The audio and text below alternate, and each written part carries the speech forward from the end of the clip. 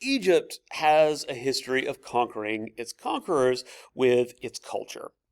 Whether you're looking at Alexander the Great dressing as an Egyptian pharaoh after he conquers Egypt, or if you're looking at Mark Antony being seduced by Cleopatra and promoting Egyptian interests, the fact is that Egypt's strong cultural identity has, and let's just be honest, sheer branding power, has a history of conquering those who wanted to conquer it. The same can be said about Egypt as a province in the Ottoman Empire. So this is going to be a story of Ottoman Egypt, but even while Egypt is Ottoman, it always stays itself. Egypt starts dramatically breaking away from the Ottoman sphere of influence and control in 1798 when Napoleon, having nothing better to do after conquering Italy, decides to invade Egypt. His pitch is the best way to hurt Britain is to hurt Egypt. And he has this master plan of basically invading Egypt and somehow crossing a huge chunk of geography and making it all the way to India, basically mimicking the conquest of Alexander the Great. Well, the fact is, ultimately Napoleon doesn't get what he wants, but he does manage to make a deep impression upon not only the Egyptians, but the Ottoman Empire in general. So remember that the Egyptians are ruled by this warrior elite called the Mamluks. The Mamluks are from Central Asia originally. They basically are used to garrison Egypt under the Abbasid Caliphate. And remember that eventually they overthrow the local government and basically they control Egypt itself. When the Mongols actually invade Egypt, the Mamluks actually defeat them in battle, which was quite impressive because this is during a time period where no one had really defeated the Mongols in battle.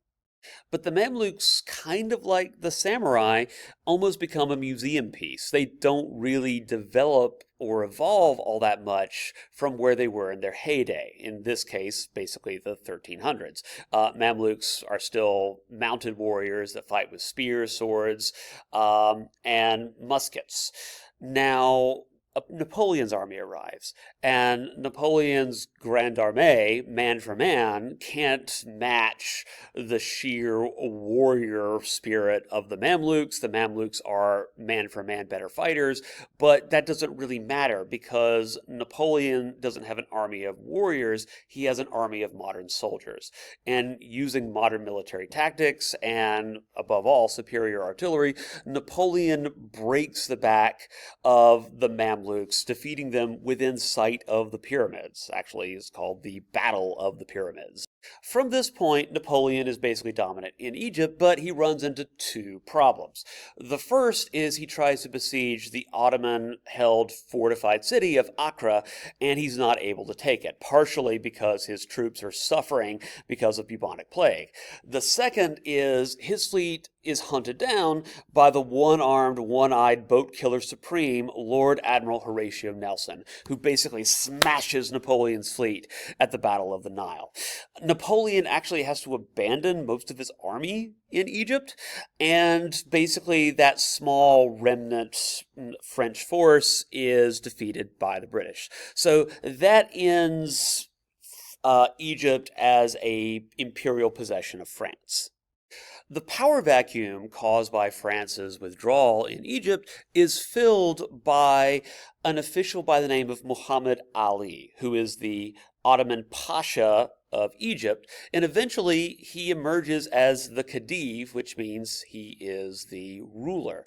Now, Muhammad Ali is interesting because kind of reflecting the very cosmopolitan nature of the Ottoman Empire. Muhammad Ali actually, even though he's the Egyptian Khedive, he's not actually Egyptian in origin. He's actually Albanian, so he's a European more or less. But the nature of the Ottoman Empire being what it was, he finds himself stationed in Egypt, and he basically becomes the most powerful person in the country. Muhammad Ali's goals are not actually that different from Ottoman Sultan Mahmud II's. So the goal is to transfer transform Egypt into a modern industrial military power that can stand toe-to-toe with any of the major nations in Europe. So, what Muhammad Ali does is he tries to industrialize with the help of European advisors. So, remember, this is the early Industrial Revolution, so textiles are sort of the go-to crop. So, actually, peasants are required to grow cotton and wheat in order to bolster that industrialization. He updates the Egyptian army into a modern Western-style military. This means that Egyptian peasants are being conscripted. So, in other words, they're not relying upon a small elite class of warriors like the Mamluks to defend Egypt. This army was trained mostly with the help of French and Italian officers. And this army is actually fairly successful. Even though technically he acknowledges the Ottoman Sultan, or Ottoman Sultan, he invades Syria and actually threatens Istanbul. He is less successful, however, in going toe-to-toe with the British Empire, at least economically. So Muhammad Ali tries to protect Egyptian industries by putting tariffs on British imports. Now, eventually, this gets reversed because of British intervention, and also this caused some major economic blowback. Basically, this actually made, ironically, Egypt even more reliant upon British industrial exports. While Muhammad Ali was in power, most of the European empires decided not to mess with him. But when he dies, he leaves an enormous power vacuum. And in 1848, following his death, Egypt becomes exposed more and more to European threats. Unfortunately, sometimes making the state stronger leads to ordinary citizens becoming weaker. In the growing drive to industrialize Egypt, what happens is ordinary Egyptians end up being on sort of the worst end of the bargain. Like we said, they are basically coerced to grow cotton and wheat. They're increasingly conscripted by the army. And Ali allied with powerful rural landlords, basically to control the peasants who were increasingly becoming impoverished by all of these additional demands placed upon them. Despite the fact that Muhammad Ali wants to preserve Egyptian independence, the fact is that Egypt becomes even more dependent upon European economic aid through the form of direct investments. These direct investments help finance things like railroads, which again begin to help Egypt further industrialize, but it also makes Egypt a more ripe target for European intervention. The most grandiose of these infrastructure projects, however, was in 1869, the Suez Canal was completed, which connects the Mediterranean Sea with the Red Sea. So what this does is it actually, even though the French built it, it really revolutionizes things for the British Empire. So in order to send a ship from Great Britain all the way to Mumbai, that trip would be about 12,300 miles, or if I can math appropriately on the fly, 24,600 miles round trip. So it was estimated that before the canal was built, it would take about 2 years for a letter to be exchanged between London and Mumbai, and then back to its recipient. Now, with the development of the steamship, that time had basically gone down to about 4 months, but still incredibly lengthy in terms of the amount of time required.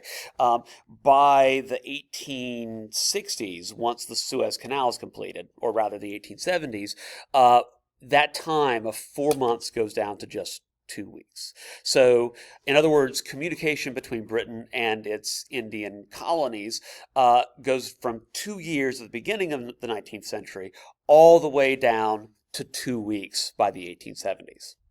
With the construction of the Suez Canal, European influence in Egypt only increases. So the question within Egypt is how do you ward off Europe? So there are basically two options. Neither one of them are seen as optimal.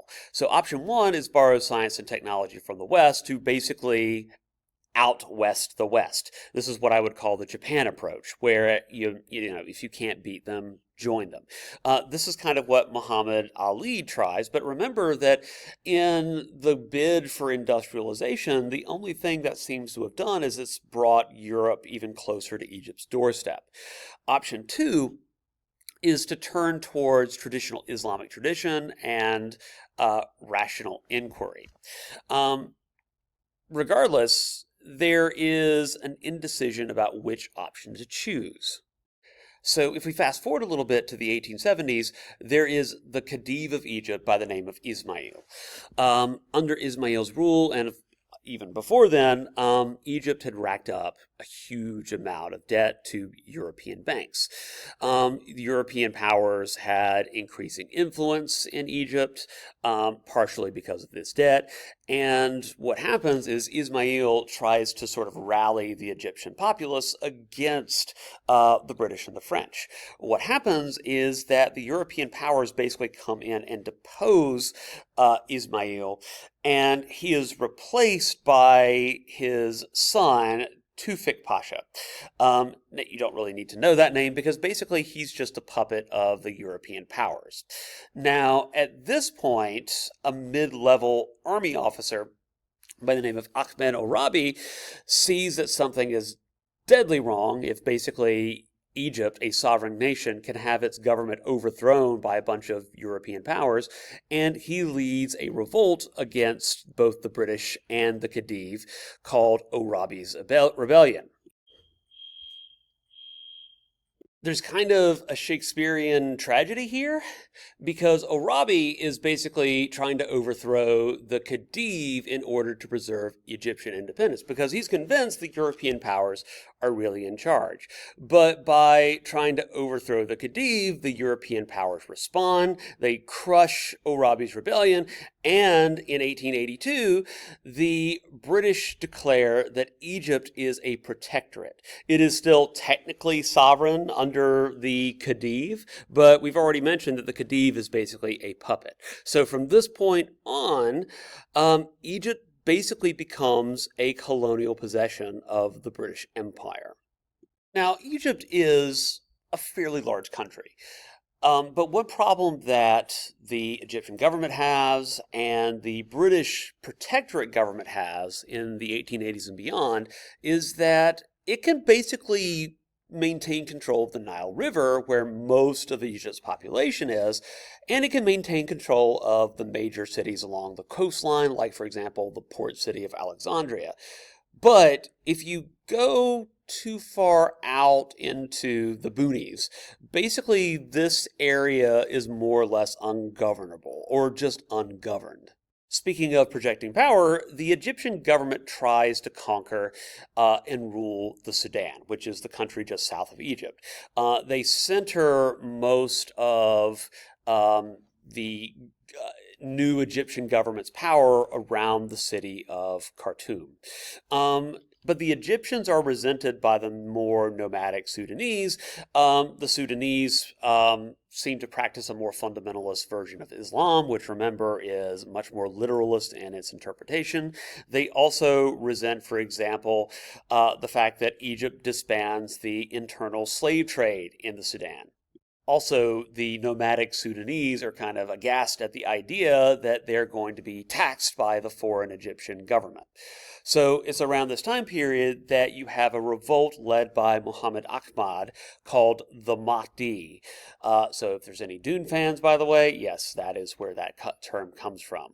The Mahdi literally means promised deliverer, and Muhammad Ahmad claims direct descent from the Prophet Muhammad. There's a mole on his cheek and gaps in his front teeth, which basically sort of gives some credence to the fact that he at least physically resembles what we know about the Prophet Muhammad. Under Ahmad's leadership, there is a modest revolt, which results in Sudanese control of the Sudan. Now, in 1885, Ahmed basically dies, and the Khalifa uh, Abdullahi, excuse me, um, took over after Ahmed's passing. The Mahdists built a strong and expansive state and basically imposed an Islamic society that's fairly fundamentalist. So they outlaw, among other things, smoking, dancing, drinking, theft, prostitution, and adultery. But the British and the Egyptians are slow to forget. And in 1897, the British General Herbert Kitchener marches an army south and basically crushes the Mahdist threat at the Battle of Omdurman. By the way, this is the first major battle that a young Winston Churchill participates in, and is the last major battle in the history of the Western world to feature cavalry charging in, a traditional sort of formation. So Egypt begins the 1800s nominally independent under a strong leader, Muhammad Ali, and then by the end of the period, Egypt becomes just another colony. But we also know that Egypt isn't just another colony. It always maintains a sense of who it is and what it is, and it can't stay a colony forever. And that is where we will pick up with the story of Egypt later. But for now, on to China.